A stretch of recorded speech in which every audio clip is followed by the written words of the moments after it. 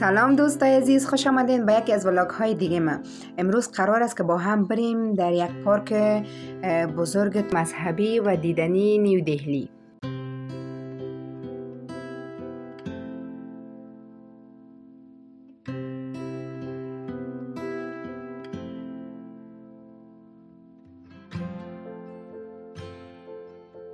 دوستای عزیز، داخل از این پارک یک استوپه است که خیلی مقبول و دیدنی است.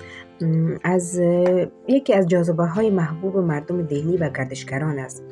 هدف از ساخت این بنا گسترش پیام صلح، آرامش و همزیستی میان تمام انسان ها است. دوستای عزیز، ساختمان استوپا به شکل یک گنبد بزرگ و سفید ساخته شده و در بالایش یک برج طلایی رنگ دیده می شود که نماد نور و روشنی است. معمار این بنا هم ساده است و هم با شکوه.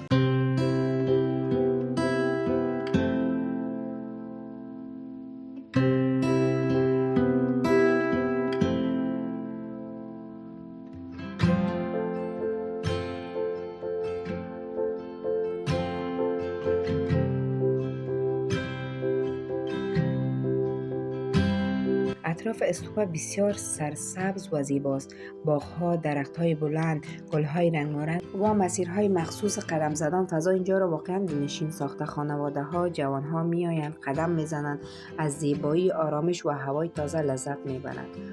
واقعاً جای دیدنی است دوستای عزیز. برای خانواده‌هایی که طفل دارند اینجا خیلی خوب است. وسیله‌ها برای بازی اطفال هم دارند.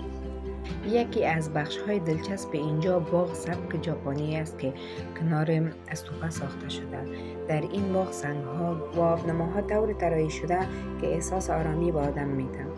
دوستای عزیز، وقت به اطراف نگاه میکنی واقعا حس میکنی با شلوغی دهلی فاصله گرفتی و در یک دنیای آرام وارد شدیم. اگر روز به دهلی سفر کردین، حتما دوستای عزیز بیاین از وشوا شانتی استوپا دیدن کنید. اینجا هم برای گرفتن عکس جای فوق العاده است، هم برای قدم زدن، برای آرامش روح.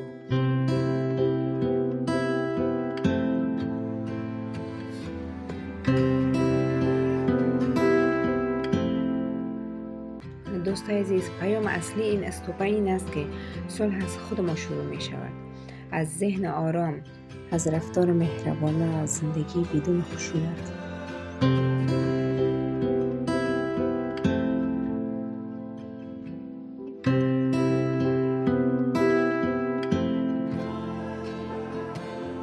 دوستای عزیز، از دیدن پارک زیبا خیلی لذت بردیم، واقعا خیلی خوش گذشت.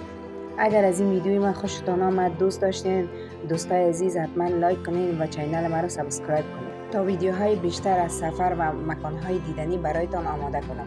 خدا نگهدار تا ویدیوهای بعدی.